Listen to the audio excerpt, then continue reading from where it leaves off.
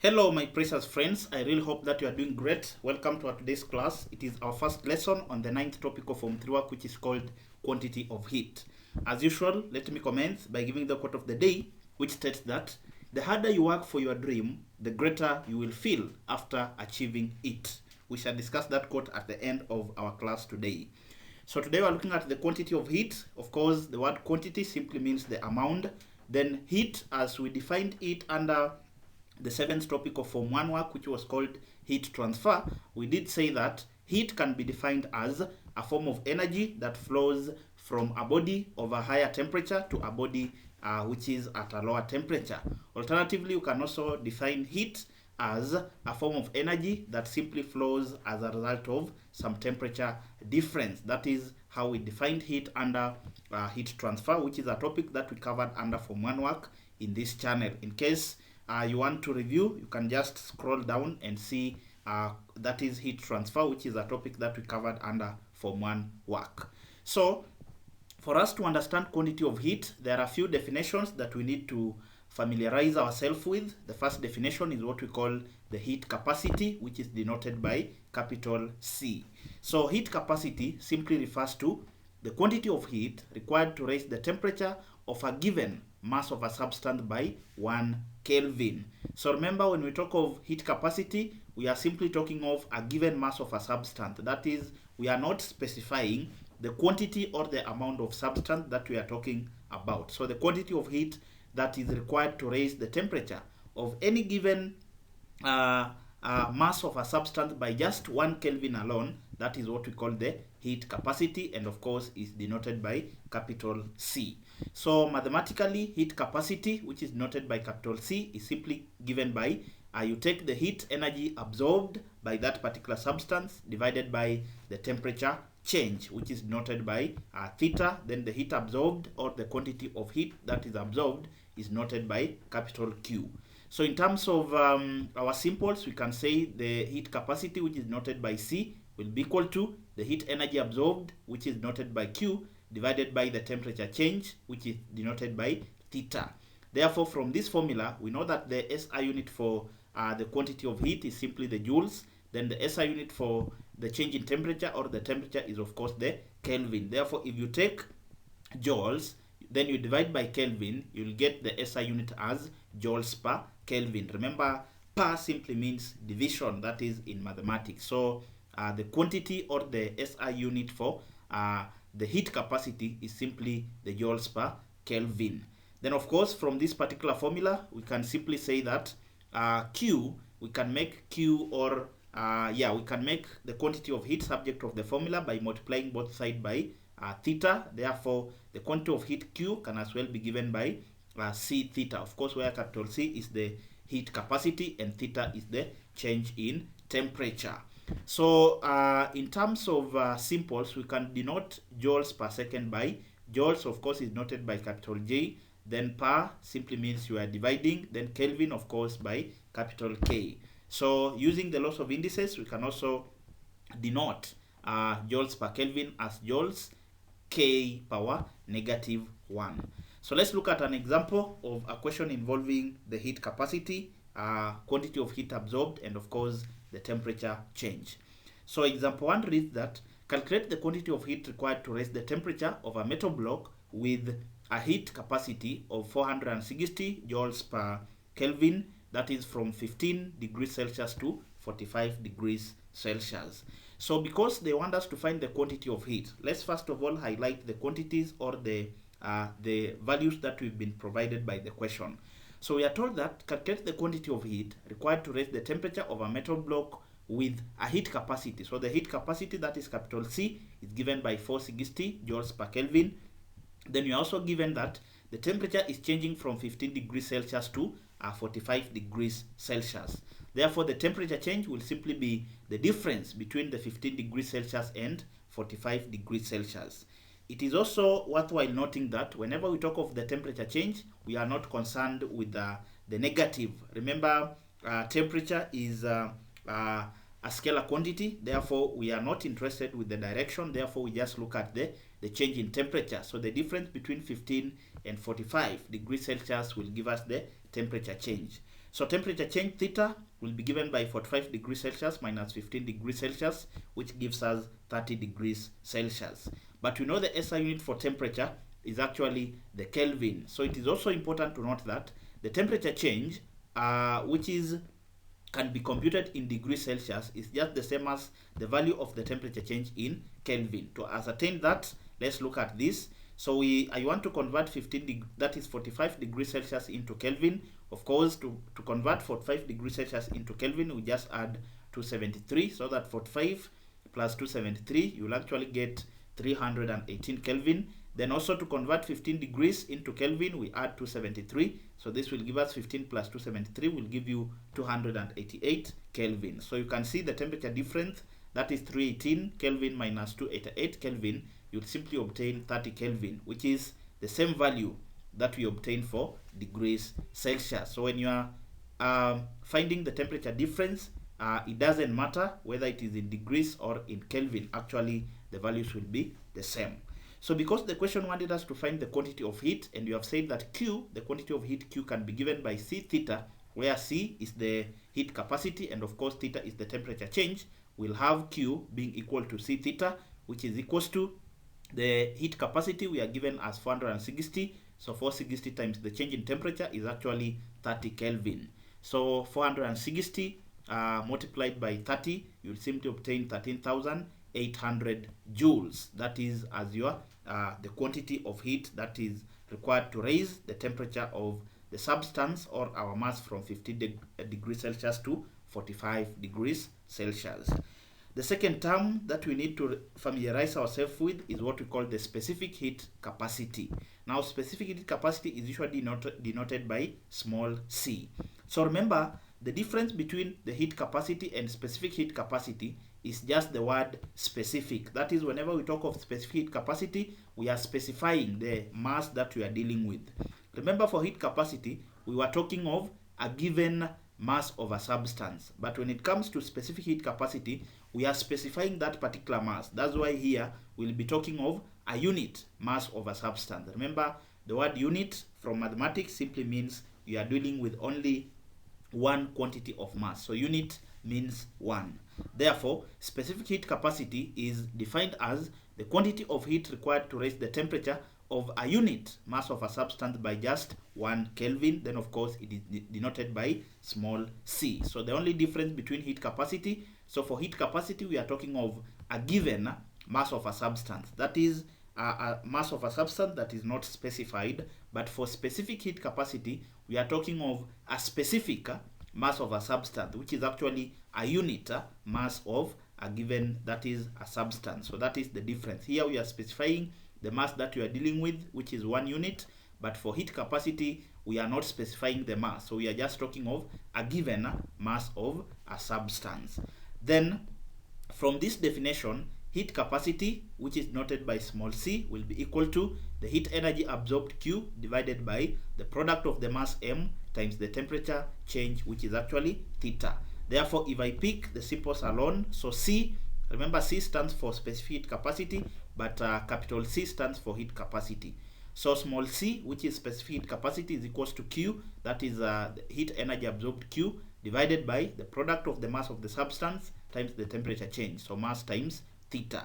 So if I make Q subject of the formula, so the quantity of heat can as well be given by mc theta, of course, where m is the mass of the substance, c is the specific heat capacity, and theta is the change in temperature. So from this particular formula, we can simply derive the units for our specific heat capacity.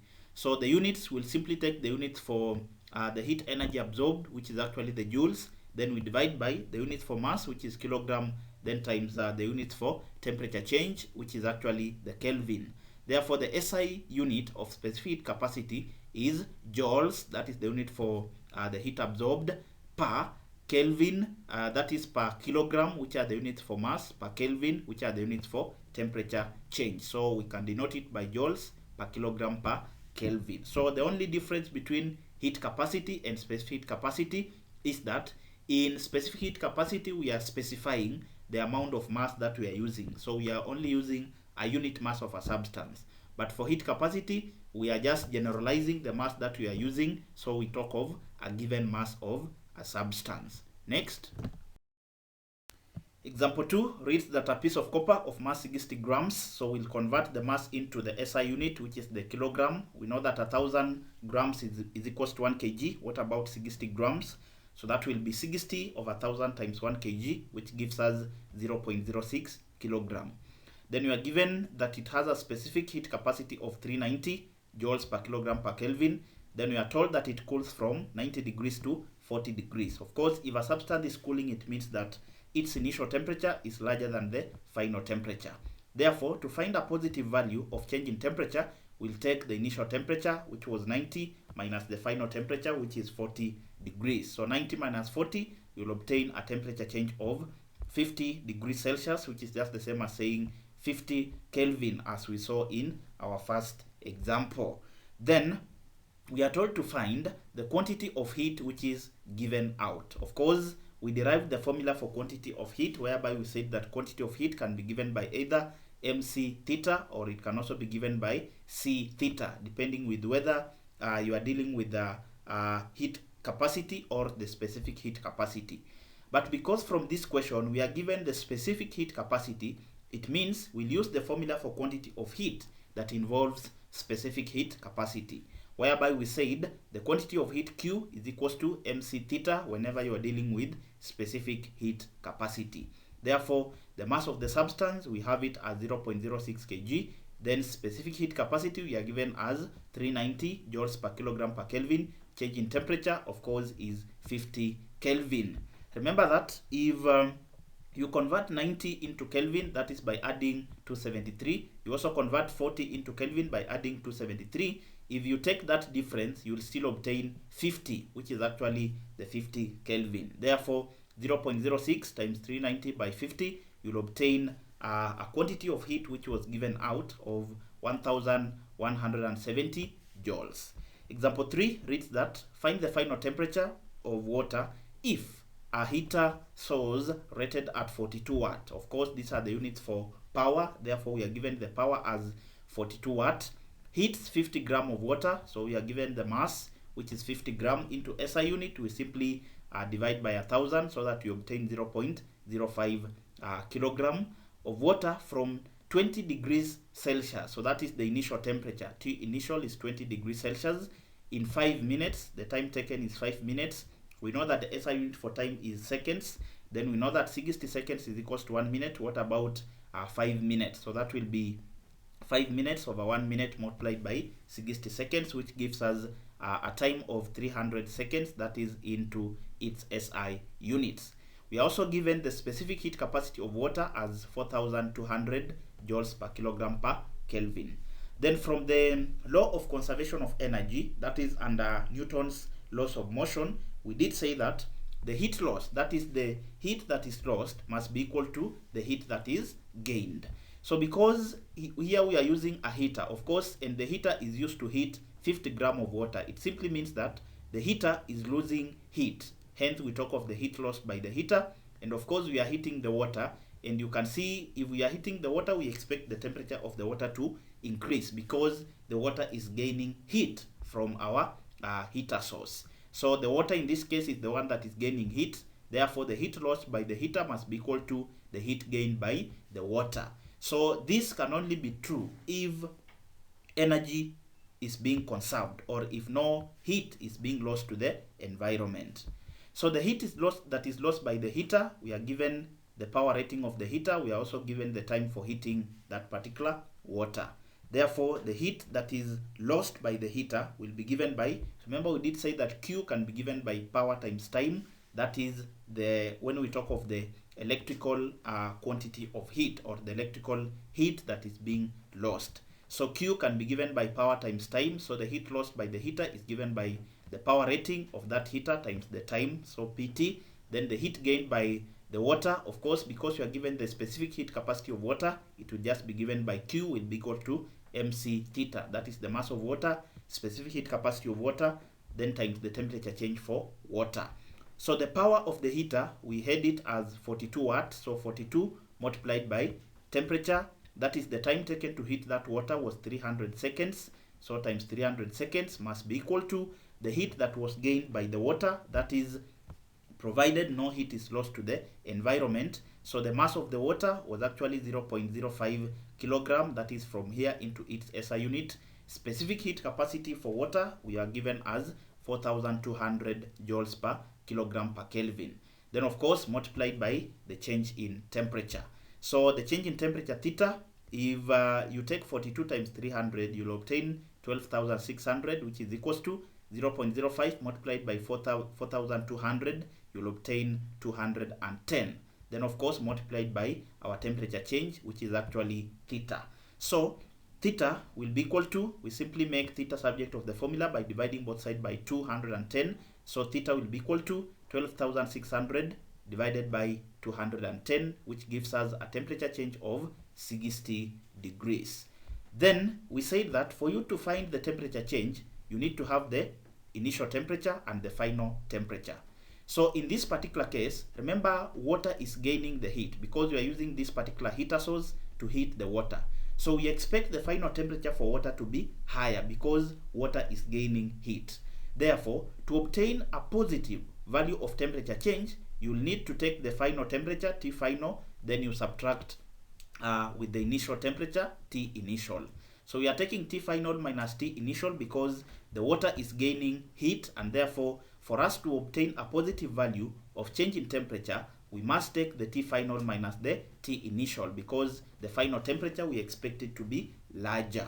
So because we are given the initial temperature of 20 degrees, so for us to obtain a positive value of theta, we'll take T final minus T initial because the water is the one which is being heated and therefore is gaining heat. So it is important to note that whenever a substance gains heat, it means that its final temperature will be larger than the initial temperature. But whenever a substance is cooling, it simply means that its final temperature will be smaller than the initial temperature, like in this particular case. So this was a cooling case. You can see that the initial temperature is larger than the final temperature. But this is a heating case, therefore we expect the final temperature to be greater than the initial temperature. Therefore, to obtain theta, which is positive, we'll take T final minus temperature initial. So our theta was 60 degrees. Then T final, which is the value that we want to find the final temperature. So we'll take T final minus the initial temperature, which was actually 20 degrees Celsius, because we are told that the water is heated from 20 degrees Celsius, meaning that this is the initial temperature or the starting temperature of heating that particular water. Therefore, T final minus 20 degrees. Of course, if I make T final subject of the formula, I'll have T final being equal to 60. If 20 crosses the equal sign, it becomes a positive, so it becomes positive 20. Therefore, T final or the final temperature will be 80 degrees Celsius. 80 degrees Celsius.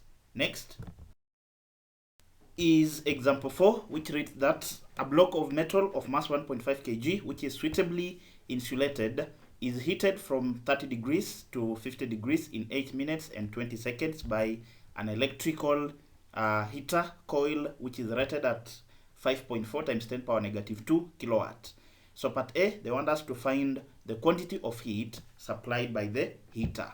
So from the heater, we are given its power, which is in kilowatt, that is 5.4 times 10 power negative 2 kilowatt.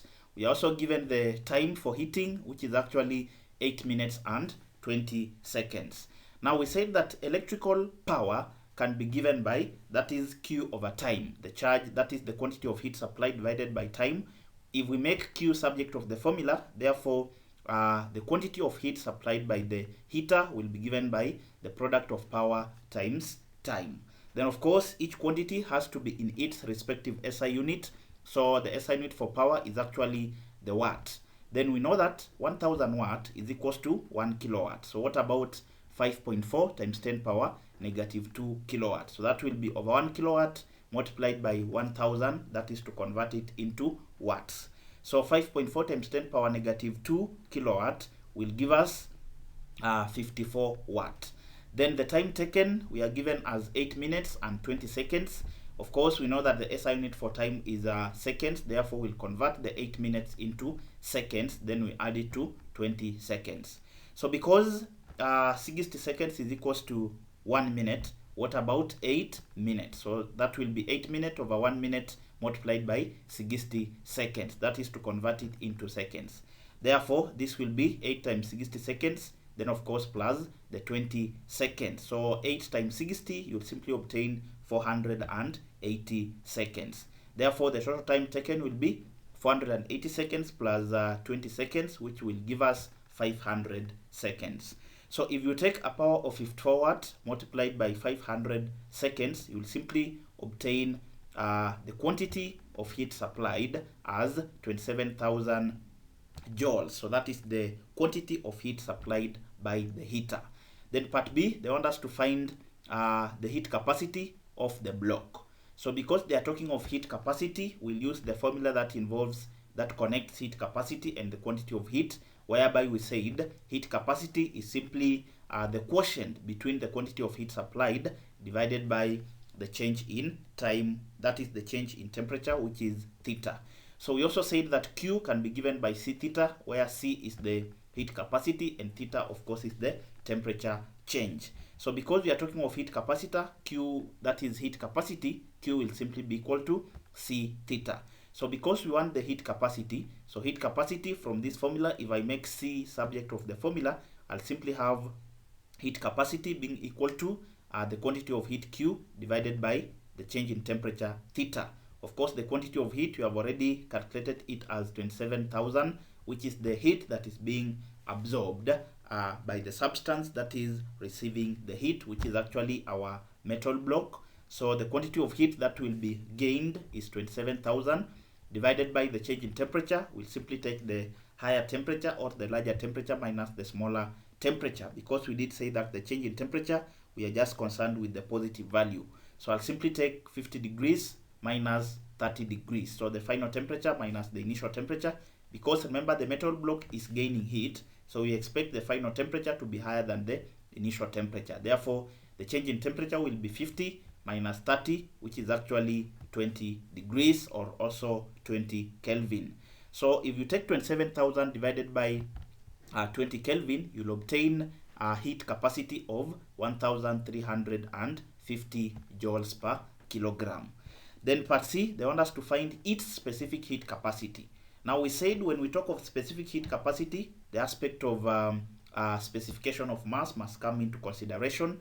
Therefore, for specific heat capacity, we said that the quantity of heat Q will be given by the product of mass times specific heat capacity, which is noted by small c, multiplied by the change in temperature. Remember, in this case, this is capital C because we are talking of heat capacity. But for this case, specific heat capacity is noted by small c. So if I make specific heat capacity the subject of the formula, I'll simply have C being equal to the quantity of heat which was gained by the metal block divided by the product of the mass of the metal block times the change in temperature for the metal block. So the quantity of heat which was supplied was 27,000, which is equal to the quantity of heat that was gained by that particular metal block. Remember, in these questions, we are simply assuming that there was no loss of heat to the environment. Therefore, the all heat that was supplied, it was the all heat that was supplied by the electrical heater or the electrical coil was gained by the metal block. So we are assuming that no heat is being lost to the environment. Therefore, the heat that was supplied by the heating coil was 27,000 joules, that is from part A, which is the same heat that was gained by the metal block. So Q is 27,000 divided by the mass of the metal block was 1.5 kg times change in temperature for the metal block was 50 minus 30, which is actually 20 degrees or 20 Kelvin. So if you take 27,000 divided by the product of 1.5 times 20, so you'll obtain a specific heat capacity of 9,000 joules per kilogram per Kelvin. Then lastly, I have an exercise here which I recommend that students should try at their own free time to gauge their understanding of the questions that you have just solved. So we've come to the end of our class today, but we need to discuss the quote of the day. The quote of the day stated that the harder you work for your dream, the greater you will feel after achieving it. So the quote is encouraging us to keep working on our dreams because our efforts will soon or later yield good results.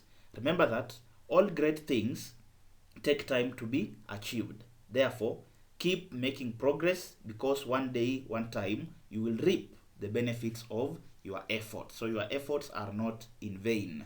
And lastly, recall that there is always light at the end of the tunnel. Therefore, never give up on your dreams, even when you don't get even if you don't get the instant results that you've been working for. Thank you very much for accompanying me until the end of this particular lesson. I do not take it for granted.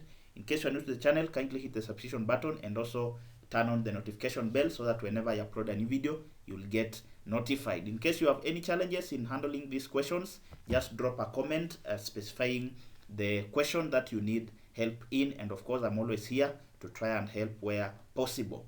Until next time, this is Kind Tuition Academy. Thank you very much.